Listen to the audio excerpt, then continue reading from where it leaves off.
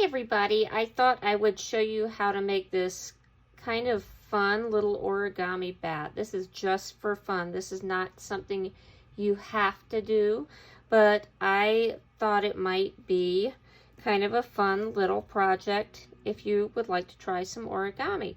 This is not real true origami because there is a little bit of cutting, and real origami is just folding without any cutting, but we're just going to do some creative folding to create a fun little bat. And so one thing nice about this project is I'm just using some scrap paper that I have. This is an old notepad, and I am going to make this rectangle into a square for my origami. So the way I'm going to do that, I'm going to take one corner of my paper and I'm going to fold it down. Actually, let me move this. You'll be able to see better against this other color. So I'm going to fold my paper down. So this edge is right along this one, and you want to try to make it as nice and neat as you can. And I'm going to fold this down. So now I have a triangle. And so I'm going to cut this part off. I'm just going to cut right along here. And this is a scrap that I could save or recycle. So now I have a triangle. I'm going to leave it folded like this, actually. And then I'm just going to fold it over one more time. Let's lay it down. It's easier to fold laying down. So now I'm folding this over, and I'm going to crease this down. So now it's a smaller triangle.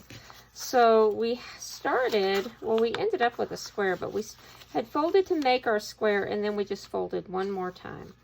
And so now what I'm going to do is I'm going to fold this long side of the triangle. I'm going to fold that down. And I can see there's a crease right here. And if I want it to be nice and neat, I can make sure that the crease is lined up. So I'm going to fold it like that and then crease this down. Now this next part, you have to kind of just guess. And so I have my middle line, and I don't want to fold it right all the way over to the middle line. I want to leave a little space. So something I maybe could do is there's my line, and I could kind of guess about where on either side of that crease is about the same amount of space.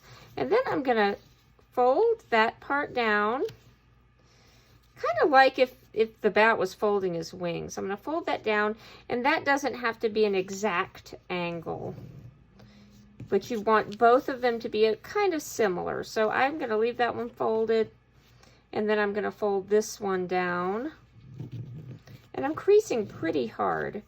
And so now this one's kind of on top, so I'm going to fold that first a little bit. I'm going to kind of fold it, if you're thinking about how an accordion fold, maybe like if you fold fans, then it would be sort of like that. So I'm going to fold